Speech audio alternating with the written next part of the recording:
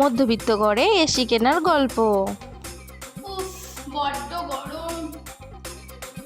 উফ, বড্ড গরম বাবা, ঘরে একটা এসি লাগাও না।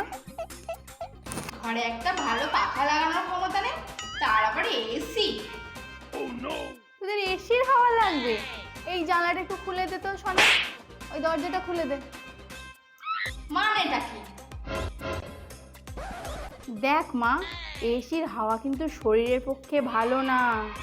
মানছি আমি তোদের জন্য একটা এসি লাগিয়ে দিতে পারি, আমি ঘরে এসি লাগিয়ে দিতে পারি, কিন্তু বাইরে তুই যখন রাস্তায় যাবি তখন আমি এসি কি করে লাগাবো? তাতে শরীর খারাপ বেশি করবে।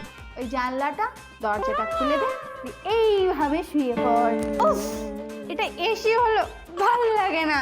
এবার দেখো এই প্রাকৃতিক ঠান্ডা হাওয়া কেমন এসির হাওয়াকেও হার মানিয়ে দেবে।